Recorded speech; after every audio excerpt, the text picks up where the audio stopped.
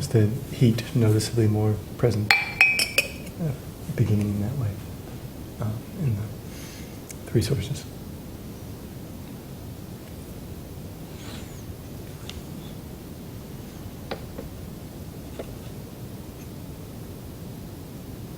I hadn't had any water to drink this morning. I had forgotten about drinking water for some reason. And got here and so I'll just drink water once, in between things, and then something, just didn't happen. So I started to have this feeling, I think I'm getting a headache. And it built up and, right here, not wanting to get headaches usually, and then those breath holds kind of, it like really concentrated it for a minute, and then I think you just mentioned letting the pain go and breathing into it, or maybe even the first few breaths started to release it, and then you said that focused in on that, and it just kind of slowly, by the end of the practice, it was gone. But so I don't know if it was I had to also tell myself, well, it's okay that you didn't drink water. You don't have to get a headache just because you didn't have water.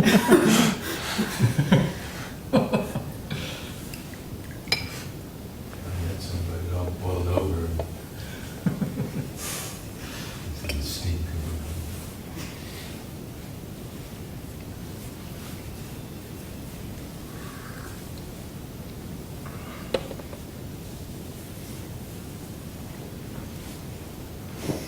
I found that with the first few repetitions, the breath felt very strenuous and sort of shallow and inconstant. It was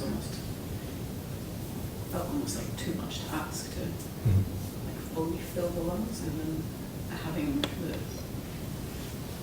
opportunity to really do multiple repetitions established, very comfortable and throughout the rest of it. Great.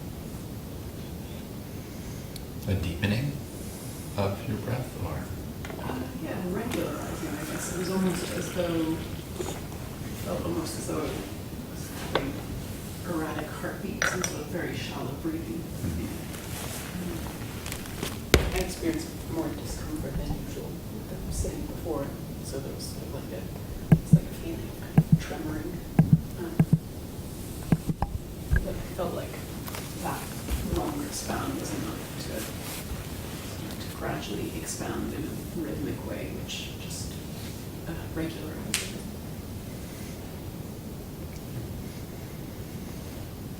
So it's good to make note of that for yourself and refer back to it as something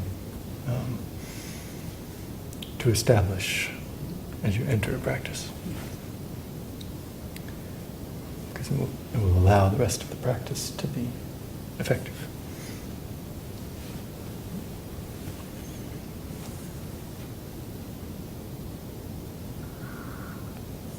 Very clear feeling of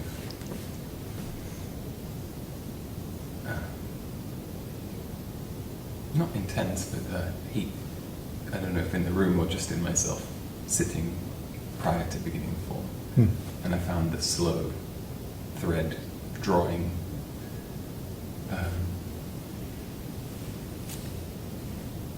sort of allowed some continuity of that. Somehow, I'm not sure. Yeah, no, That that's makes sense. precisely what I mean to It could have been the image or the emphasize. sort of subtlety of continuous drawing. There's something about that that. Yeah, so that's really important. And in a way, that's the same thing that Ali was pointing to, in the sense that the difference between an interrupted thread and a continuous thread.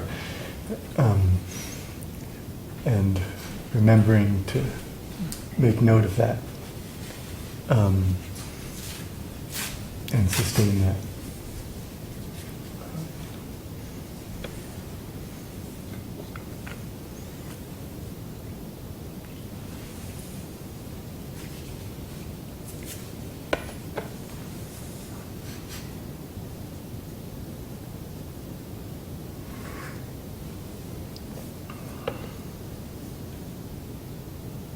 something about keeping slow, even breaths and having control at the end of the breath and keeping that continuity creates a diffusion in a positive way for me. It feels like it moves heat evenly everywhere, and then it's a sustainable heat as opposed to maybe a heat that's stifling or a heat that's bound in some way. bound or doesn't have a purpose. Right. Yeah. Yeah. I think that's part of what made the headache go, was the completion of that Sure. diffusion. Yeah. Cool. Still feel it. Good.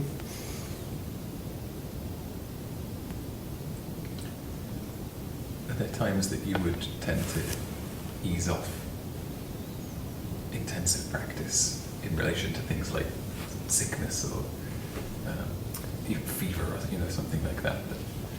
No, Does it full steam always- ahead Yeah. for sickness and fever. For the kind of practice we did. Right. Yep.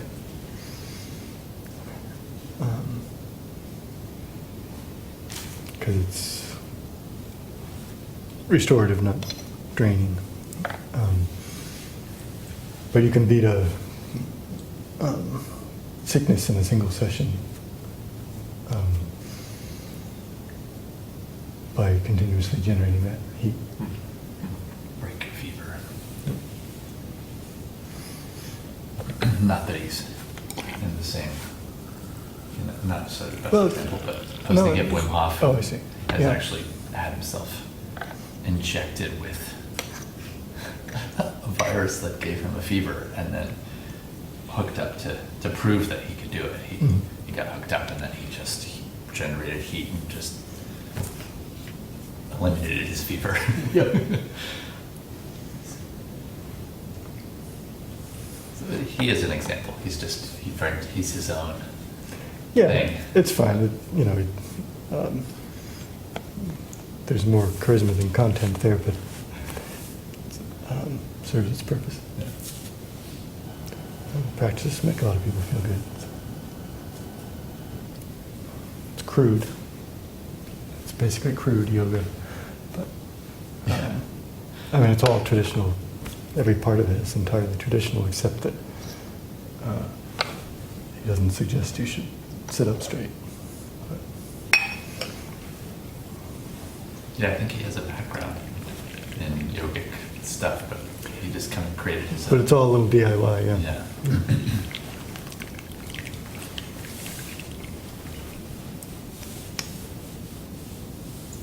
He's like the crazy monk you visit up on a mountaintop that everyone goes, well, you could go up and see him, but he's doing his own thing. up Right. there." You'll probably be inspired. Yeah.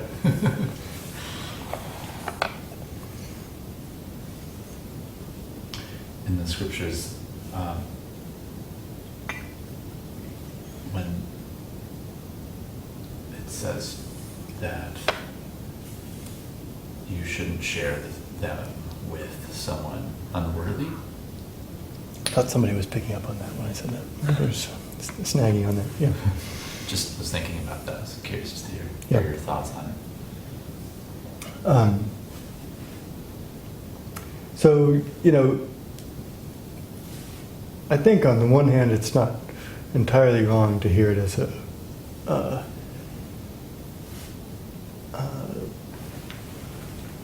kind of antiquated relationship to social stratification. But I think the inner meaning of it is to not talk at someone who cannot hear, because you're draining the energy of the vessel of the scriptures and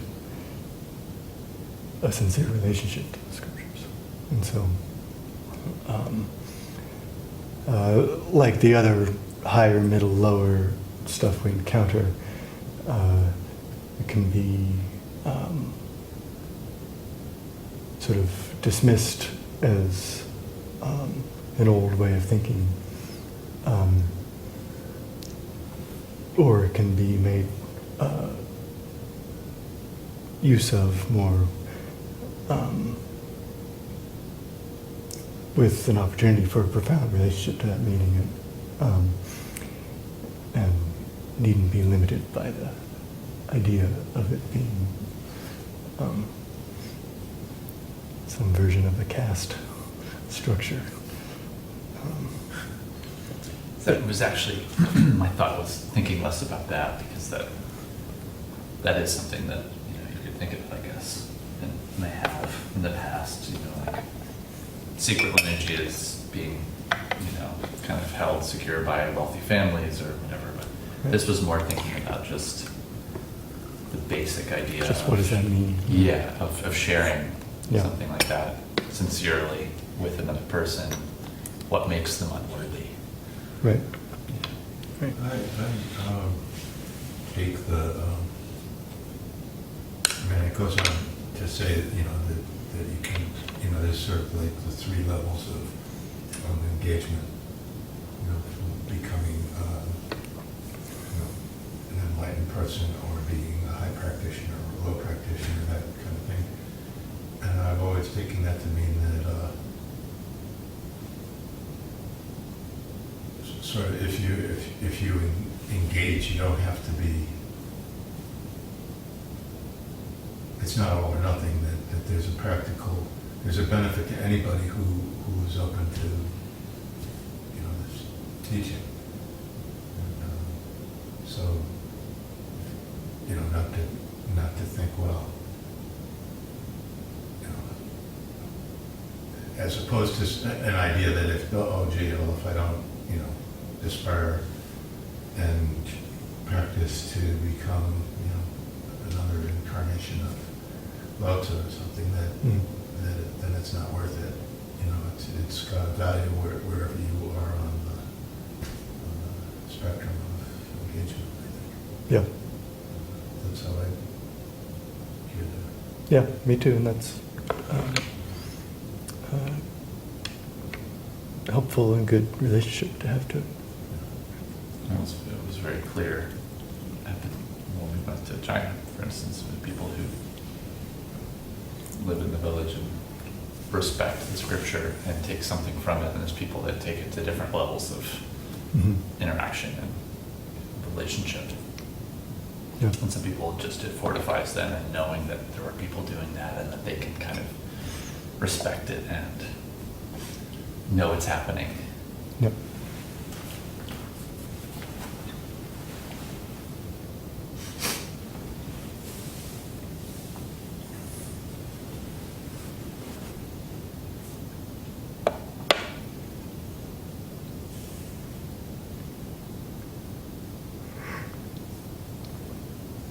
The thing I struggle with in sort of the, thinking about this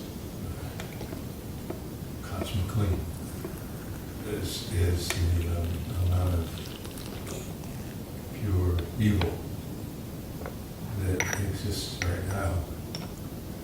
And how it feels that in spite of our best intentions and our whatever we do in our daily lives, that whether it's this practice or political activism, whatever you're doing, or joining 350, to work on environmental things, whatever, that it seems like an ant trying to stop a steamroller from going down the road, because the context is so asymmetrical. I'm not using language very well, but there's an asymmetry between the axioms and the governmental monstrosities that we have in various countries, including this one, and I guess there's always been that kind of energy in the world, but it feels qualitatively different because the effects are quantitatively so different and dire. Mhm. It's just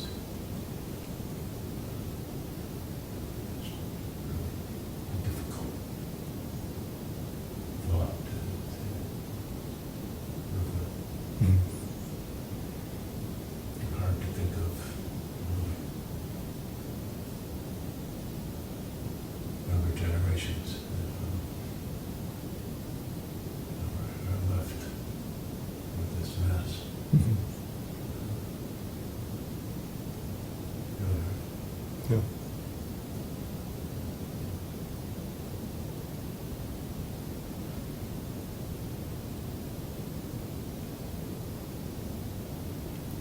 Yeah, I think that, the pendulum imagery might, in the long view, might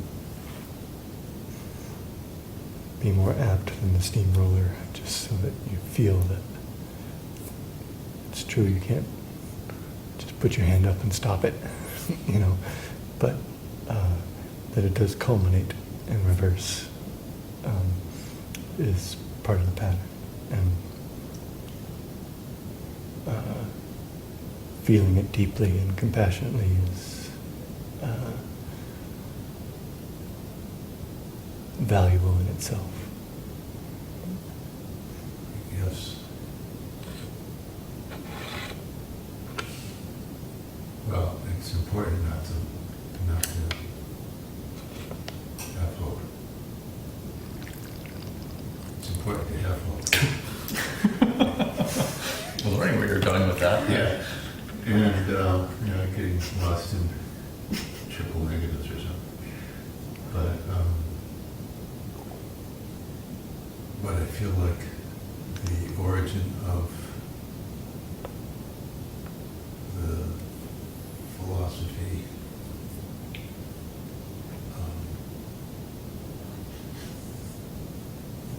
being, 8,000 years ago or more, and the context and scale of what it means to be off balance today are so different that I hear what you're saying about the pendulum, and things do tend to swing back and forth. It's just like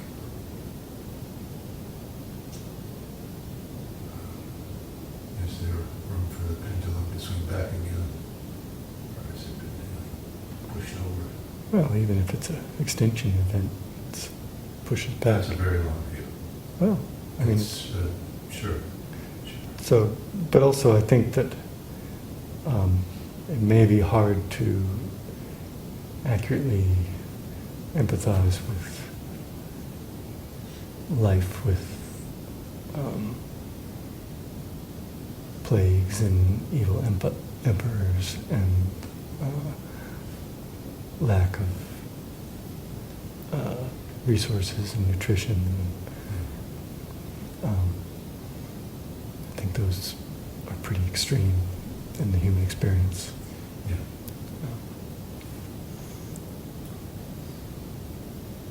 Yeah, being a student of history helps make things feel less crazy now. If you really read about how crazy things have been. Well, it makes Forever. It puts things in perspective. If you look at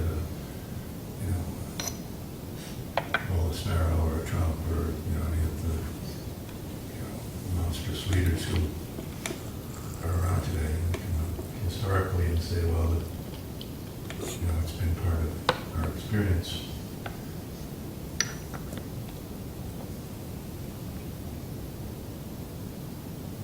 We just lost the margin for error, I guess, is how I'm feeling.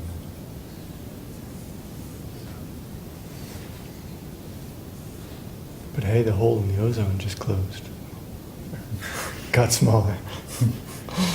Yeah, but I just really got this. And other reasons that that happens maybe are thanks to our efforts to. Oh, I wasn't, the scientists don't think that they're thanks to any efforts. It's just that It's a good thing. it's mysterious and closed. I have a question related to the philosophy. Yeah. At one point, you spoke quite at length, and then you said, master wants teacher. You. Sort of Yep. relaying master use words. Did you mean that figuratively? I think you said master use in that. So I was just curious. I didn't mean to make much of it, but yeah, no, I was absent for that. Didn't want to, generate a thing about it, but that's what he was present from the doing the initial. Are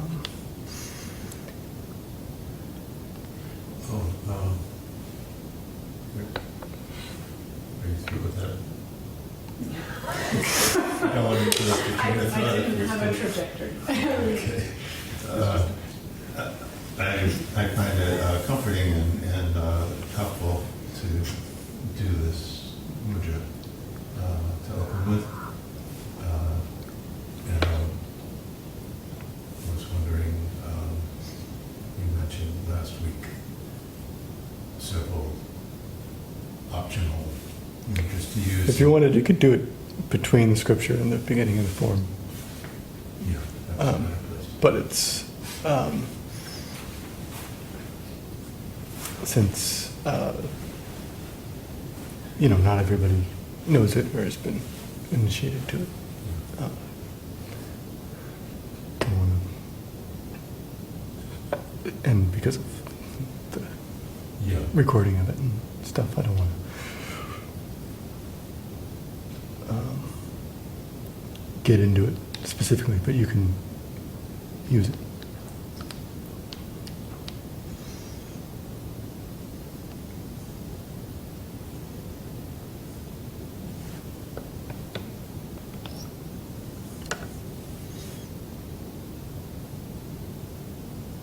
Padma was filling in, it's probably 2 years ago, and did a nice way of introducing our practice one day, and was talking about thinking of those who've gone before us and those who are going to come after us, and that feels connected. Yep. So that's a nice sort of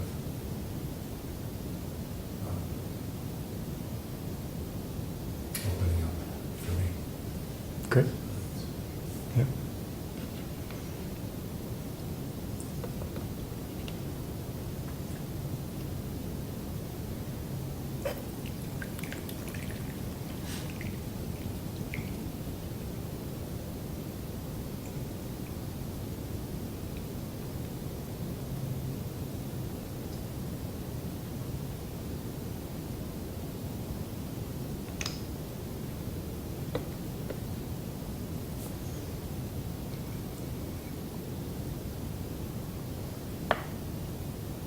Sometimes mention also that Master Yu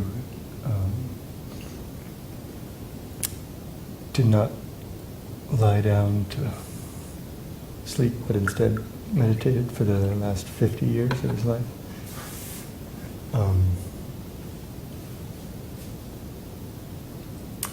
And it's helpful in the same way that those statements are at the end of that idea is helpful.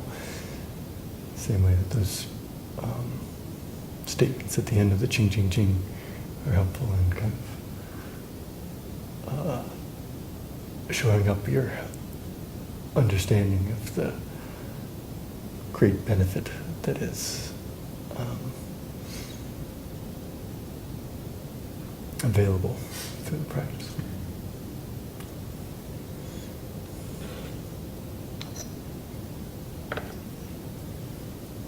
Thinking this tea is done, I keep brewing it again.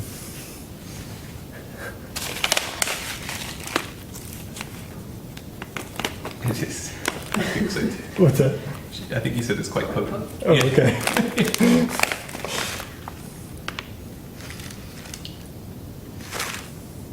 That one may be a little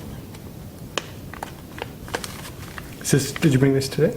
No. No, yeah, but you remember which one it is. Yeah, got it. With the creature on the back. It's like, I think, like, sincere American meets Chinese tea drinking. Yeah, right. And fashion is his own relation to it. The person who sort of set up the company that sources these teas was a sort of graphic designer before.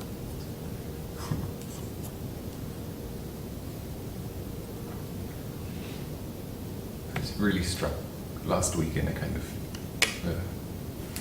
very imaginative way that the true writing is born. As soon as you read that, it just, I don't know, I didn't have anything to say about it at the time. But it sort of stayed with me throughout the week.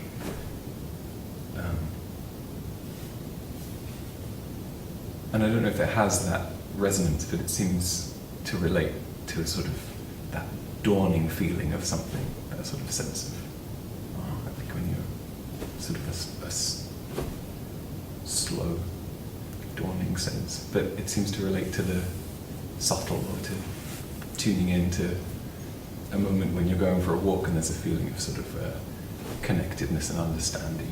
Mhm. But I don't know if the true writing image has this sort of creation, cosmos aspect, and I was just curious if there's resonances. You didn't read it today, but as soon as you said ink again, there was this feeling of this murky something that pools and spreads, but that is used for making sense, that is used for conveying meaning, and it just seems like such a sort of powerful image of the power of the scripture. And, I'm not sure if that, again, it's another question, but Yeah, so it struck me. uh, It's a kind of making sense that isn't the same as reading and comprehension. It's a subtle making sense, it feels like. sure. Yeah, so if you connect to that imagery and its link to its meaning, then I recommend kind of continuing to hold it and let it turn.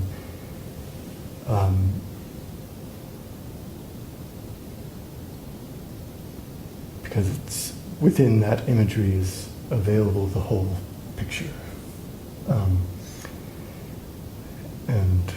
So on the one level, and I think I hear part of what I'm about to emphasize in what you said, but in addition to my shared understanding of what you said, which is to say it's accurate to my understanding.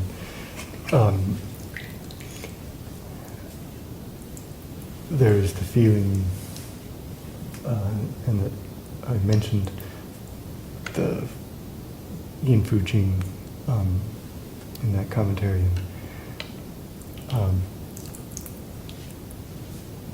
That reality itself is the imprint. That was part of it. Okay, too, yeah. actually. Yeah. So, And there was this sort of stamping, or a kind of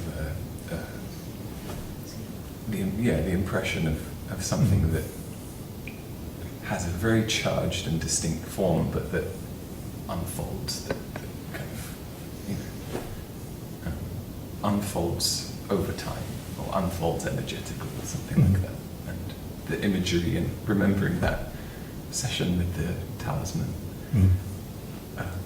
writer when we were at the temple, and the kind of obviously differing languages and conveying intentions, and this sort of Ian was put through a sort of distinct testing of resolve almost, or recounting your experience, but the intensity with which he was attuned to his work, focused around the tip of the brush and the ink, and this those images came back during the week as well. Mhm. But there's something about that when you were saying about Yeah, I mean, there's a way in which you can visualize a stamp of the Chen trigram creating the Kun trigram, meaning the presence creating the absence, and the absence being the shape of our material reality, and the cycling of that which imprints and that which is imprinted. Is another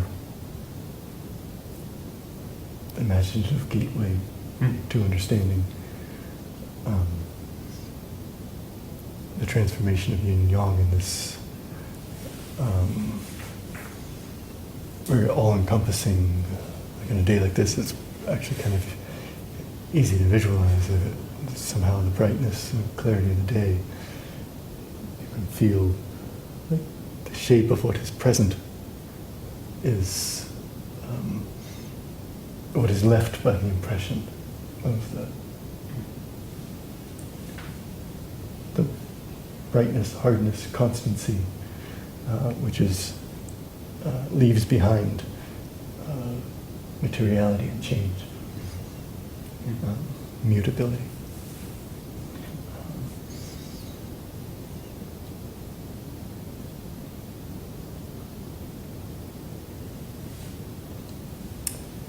So it has a particular charge if we try to understand it in the context of Chinese culture, the origin of writing as as divination, essentially, and like a delivery from the immaterial to the material,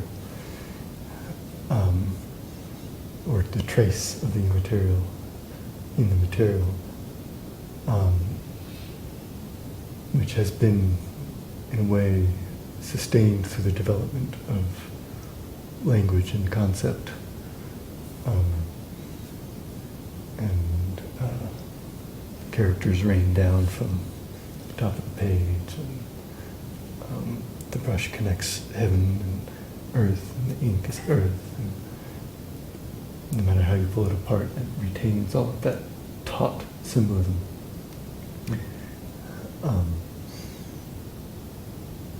So that has the opportunity to kind of imbue the understanding you have already with this greater weight and profundity. this balance you were talking about of grasping or rejecting desires or attachment, engagements with the world or relations to the world in some way. There are still ways that I carry from previous work and practices and interests that I can see relate to grasping that or refining that understanding. There's almost a sort of sense of which things to let drop off and which things to continue to nurture and cherish, even if they do drop off as well. And it does distinctly feel, for me, like superfluous shedding. There's a sense of, without choosing, there's a sort of dropping away that can almost be a bit of a sort of a shock, Yeah. or a kind of unnerving, but it's what you're left with is very resonant for me with what you're talking about.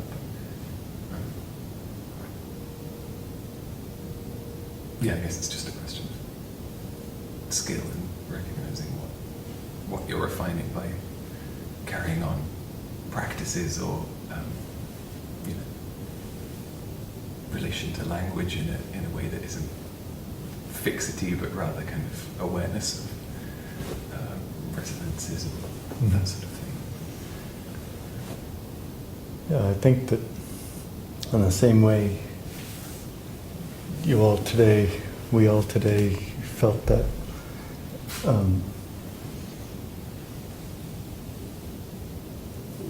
the emphasis on the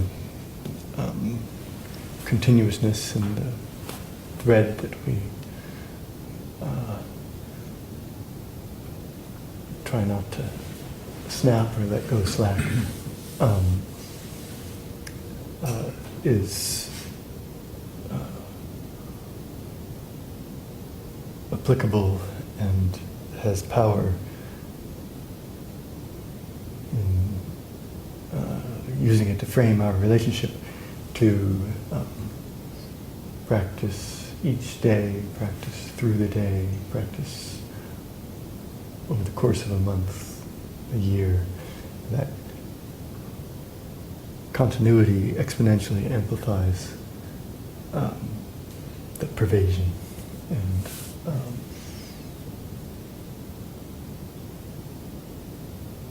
the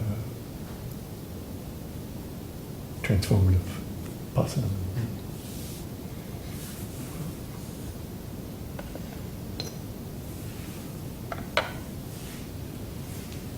Given that it's about a truthful orientation, sometimes I find myself thinking about setting up a project or a work or something very much in the shape of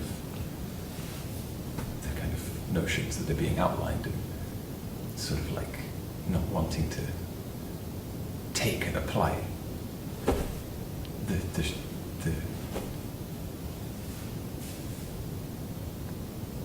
not wanting to sort of extract a method.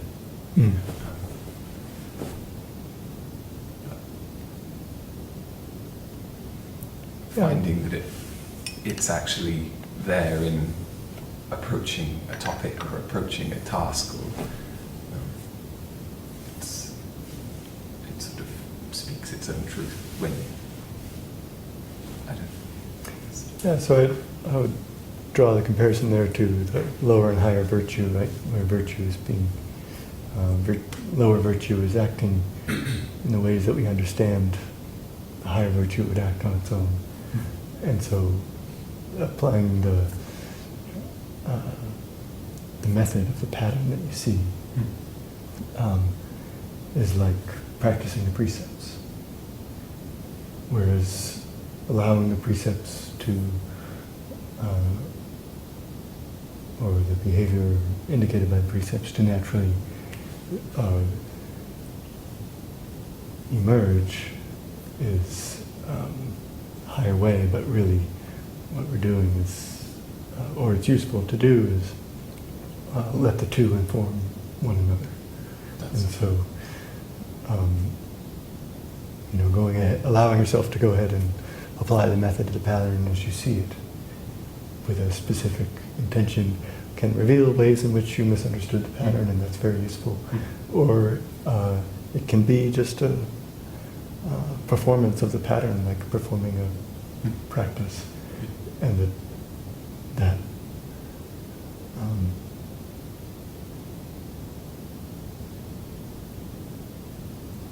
kind of strengthens the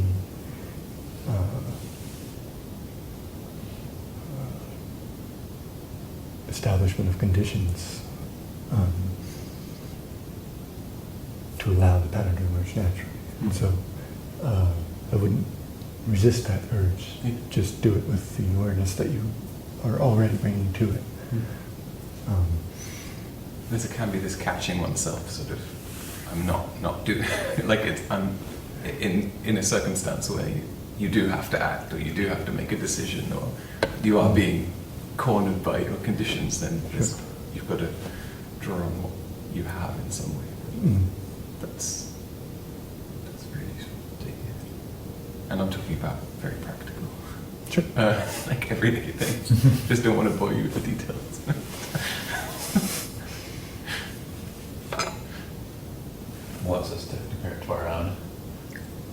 I don't know. Yeah, I generally try and efface. I mean, not efface.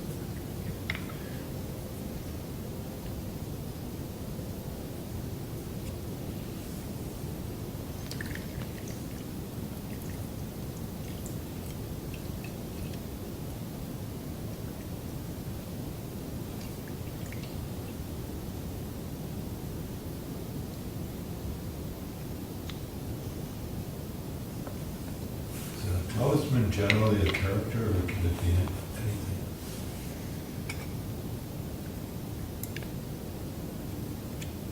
Um,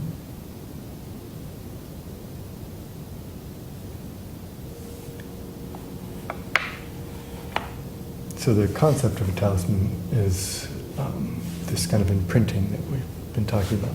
It's a seal, so it's like a stamp from heaven. And so that one common way of thinking about it is as a kind of contract between heaven and earth, mediated by human.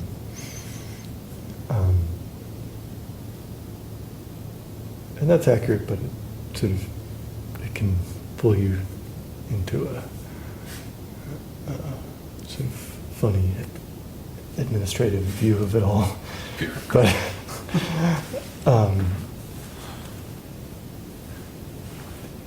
so how a talisman looks can be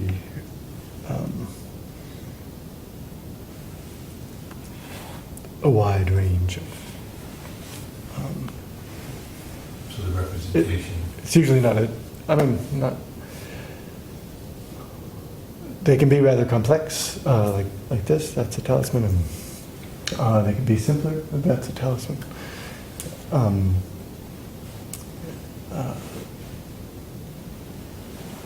They can be sort of a certain kind of relationship to a series of characters, so you can pick out characters in them, but it's written in cloud script or a sort of very structural underlying scaffolding type of relationship to the oldest versions of the characters that are on bronze vessels and scapula of ox and things like that.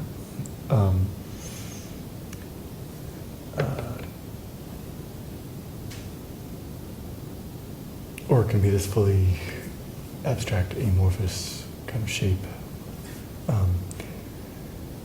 So they can look any number of ways. There tend to be lineages in which they look a certain way. They tend to be what? They can look any number of ways. There tend to be the way that they look tends to be distinct within a lineage. Oh. So, for example, the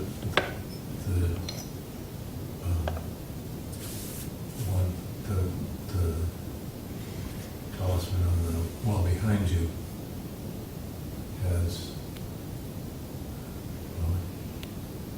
what look like characters descending on the left as I face it, but that there's this bigger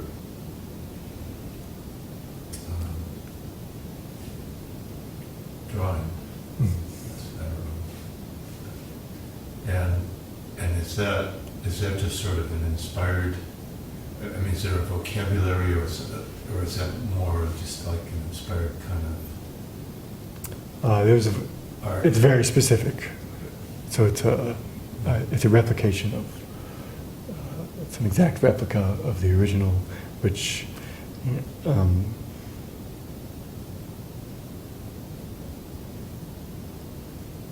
You could say was received or inspired in this way. It's not seen as a creative act. Mm. It's More transmission. It's not expressive. Okay. It's not artful.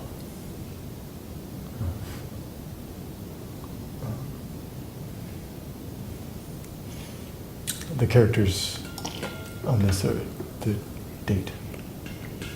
Oh. So they're not a description or an interpretation? Not in this case. That's interesting. I never knew that. Yeah. And so, in alignment with the kind of contract aspect, sometimes you put your name and address and the time. And that's part of the fixity of the moment. Well, in some of the opening scriptures that we read, it talks about, I think John was referring to, or I don't remember, Ollie, if you were talking about it first, but the writing, well, you were, John, and now it became clear, and that was a significant image for you. And when I read that or listened to it, that always sounds like somebody describing a talisman, but then that's talking about writing being born. Mm-hmm. So I'm just trying to kind of like organize that and what those ideas are. I think anything you have to add would be. So the talisman is writing, and it refers some, by analog to writing in general. But it is also as kind of bounded form generating meaning.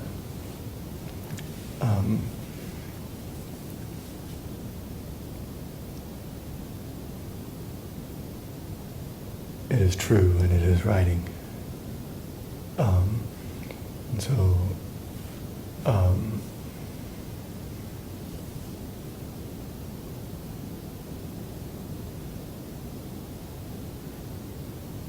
so it's referring more to writing like this, but it's also referring to writing being existence. It's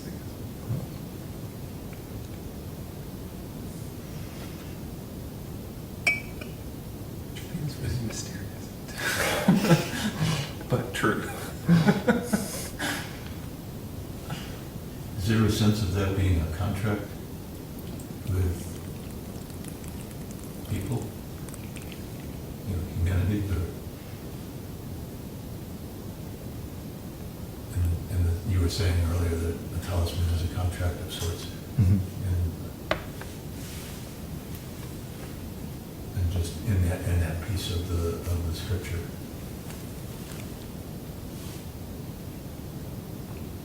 So one way to think about contract is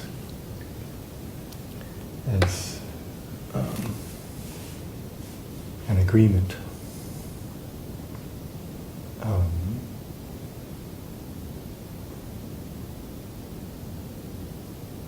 Which is a kind of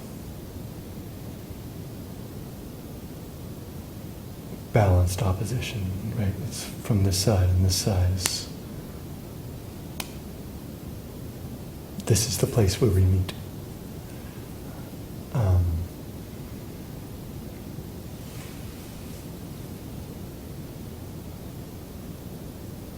So by living in alignment, we are living in agreement with this contract of being and non-being. This impression that the presence of non-being makes on the absence of being in being.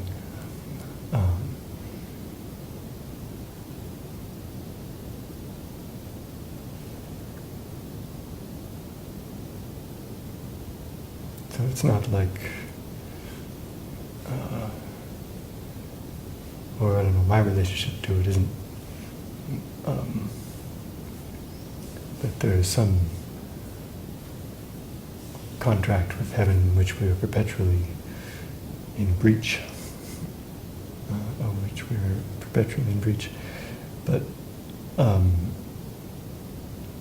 rather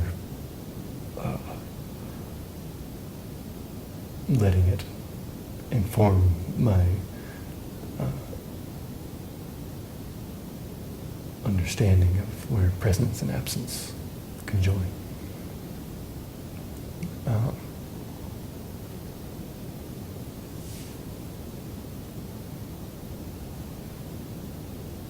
So it's not something to which I, as a human, am therefore bound,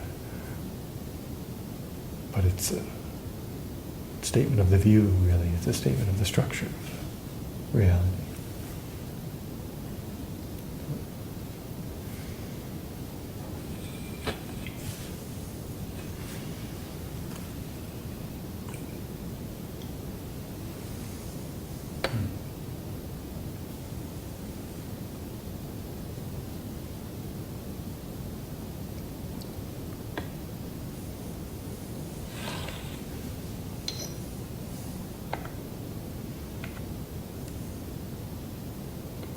It's kind of remarkable to think of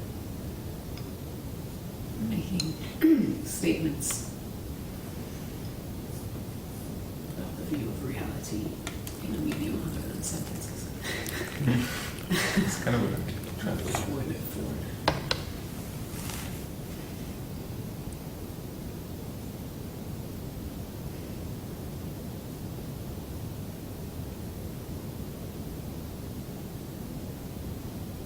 Is there formal training involved in writing a talisman? So is there structural training, or is it a training of the way to be when creating a talisman? The way to be would be a prerequisite. Right. And then the training which I've received is, copy this until you get it exactly right. And then say these things before you do it, and administer it in this way.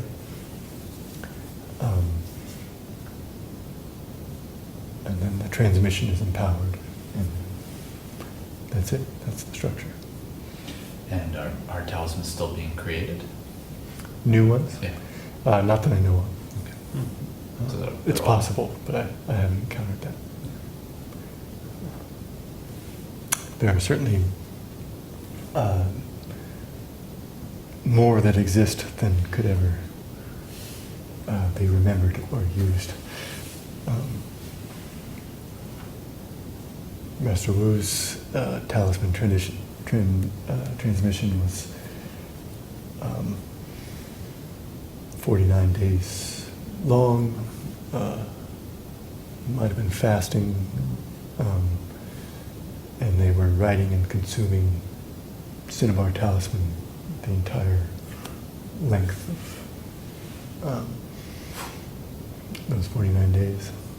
And he learned thousands of talisman for very specific, like fishbone in the throat, broken pinky toe, like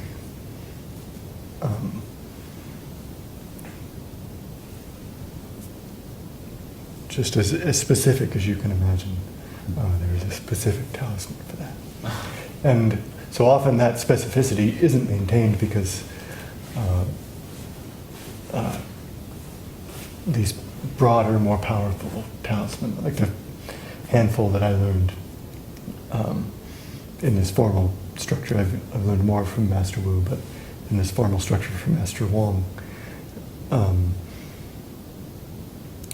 they're very general. You could use it for almost anything, kind of, and within kind of five categories or something, and that's what he uses. They work, so why not?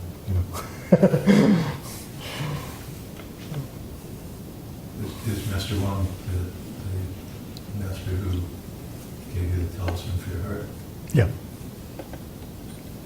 Stomach, but yeah. Your stomach? Or that's, I mean, the talisman had that orientation. It was earth.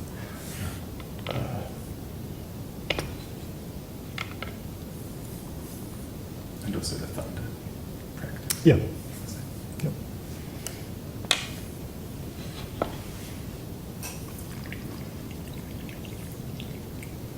Hmm.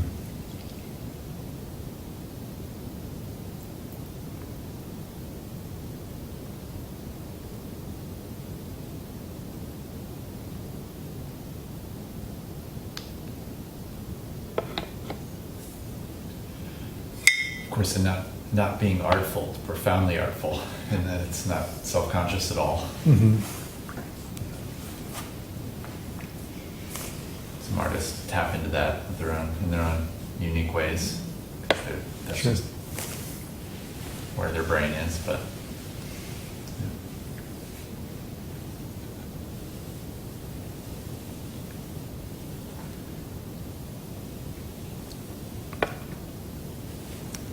I think one thing that's developed both through a talisman practice or brought to talisman practice is that kind of continuous thread idea, so that the spirit is clear through the brush, through the ink. To the end. Mhm. Yeah. And that clarity of spirit is, in a way, what beauty is. And so they come together. Hmm. But you don't set out with the intention of being expressive. Right. And you'll remember Master Liu, who was the performed those talismans at Langmingdong.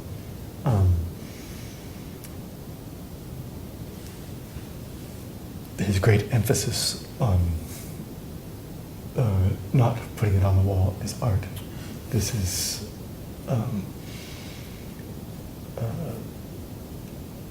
Lao Tzu embodied and should be treated in that way. Why is it? I mean, what's your thought about this one being up as it is? I was, well, this is altar, it's not art.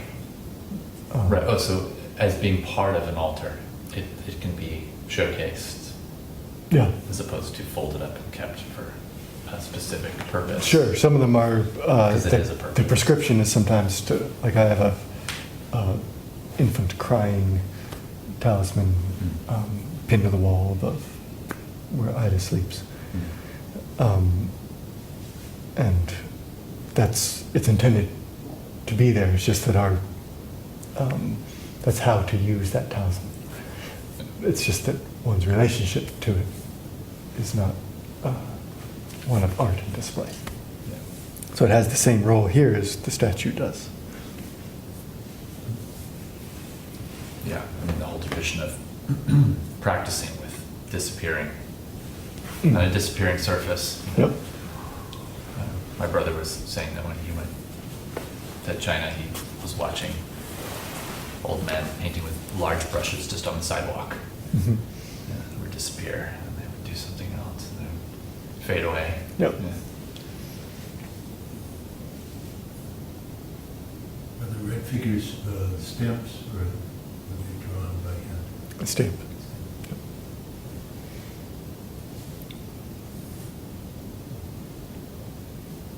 And this is an original, I mean, as in it was this. Was Master Wu made it. Master Wu made this one. Mhm. Okay.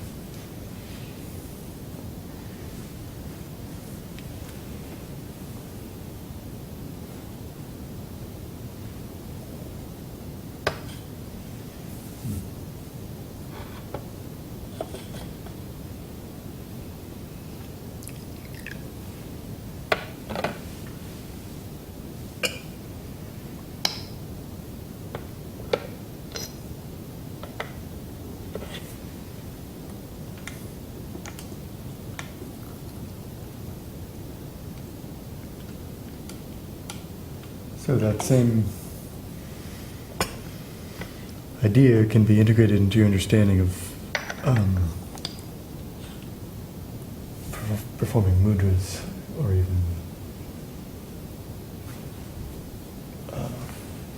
standing, sitting, walking, lying down, which is to say everything, but to the shapes that we make, the sounds that we make, those have that talismanic understanding available.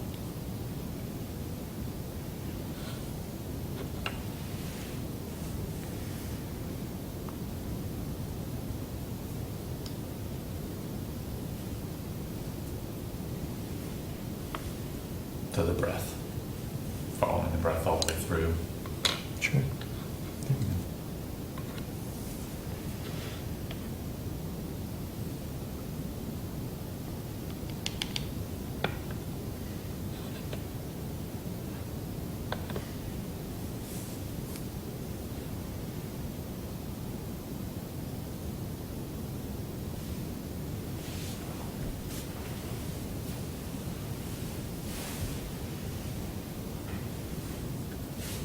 Is there a similar emphasis on direct transmission in the Taoist mode, as in between Buddhist teachers and disciples?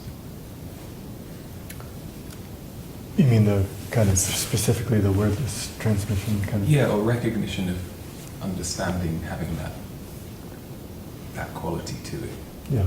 I'm just curious because I've not sort of come across it in materials Yeah. as readily referred to. Or is it not formalized, which I can imagine being? Well, it's certainly there in the Lao Tzu, you know.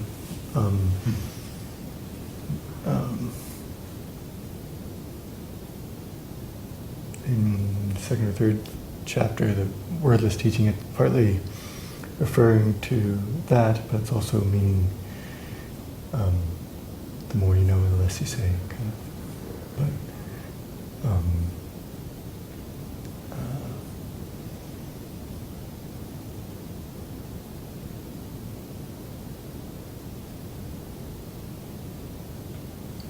so yeah, I would say it's no less present or emphasized in Taoism than Buddhism.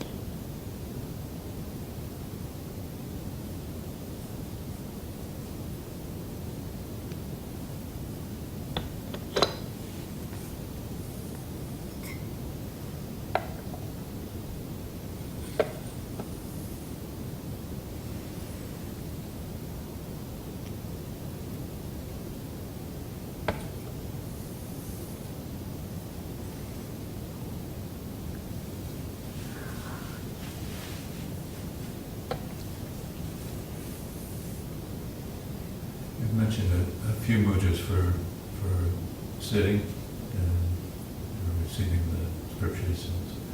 One was, I think, and either this or I don't know if it was like fingertips. Mhm. Is that, which one is that? It's thumb to the first crease, which is chin dragon, symbolically, and supports transformation, growth. Is that a Taoist or a Mhm. Buddhist? Taoist, yeah. Taoist. Mhm. And this one? Taiji, yeah. Or the Tsubu. Taiji, yeah. No, not HEB. This is the one where you have the, well, it is a Taiji. But Yeah, it's, Tsubu, Tsubu. what is it called? Wu, Zu rat, Tzu. the earthly branch, and Wu, Is horse, the earthly branch. the thumb to the middle finger on the hand that's Oh, grasping.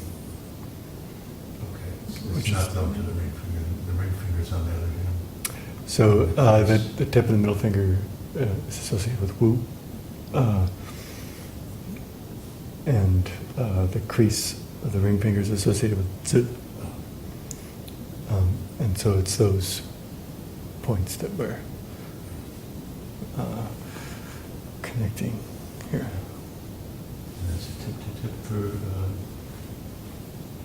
Thumb to, yep, it's not over. It's, tip. we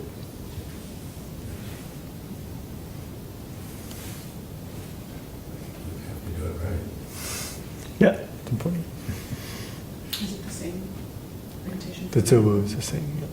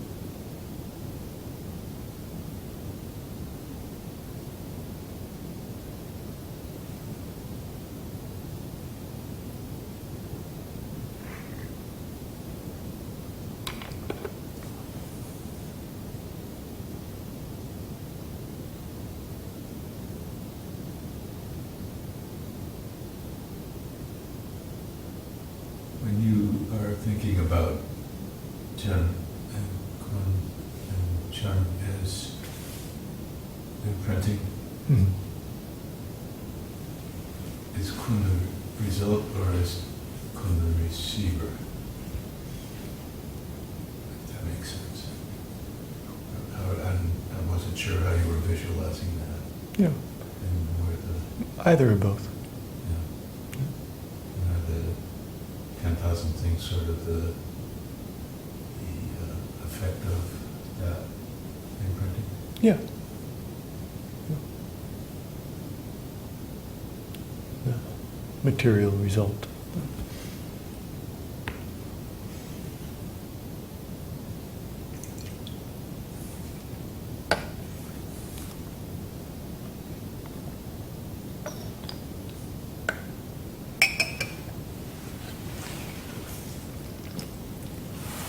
For me, it's easier to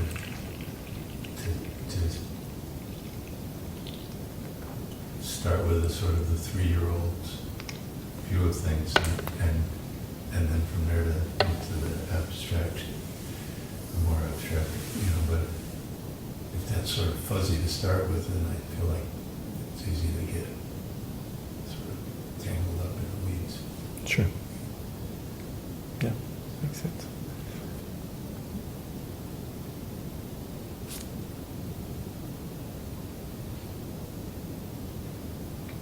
Yeah, it's a little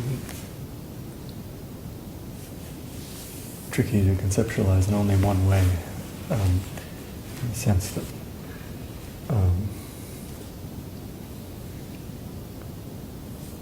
to the extent that Qin has form, it's Kun has absence, you know. So we're visualizing this imprinting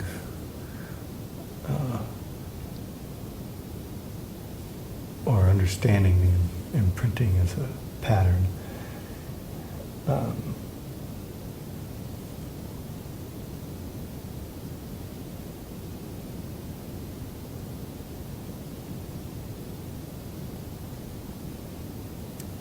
But as soon as there's form, the shape of that form is its opposite, is made by its opposite, right?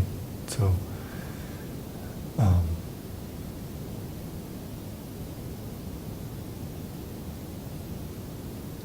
the coming the initial coming into being is the imprint. I don't feel like I got at it any better that time, but anyway.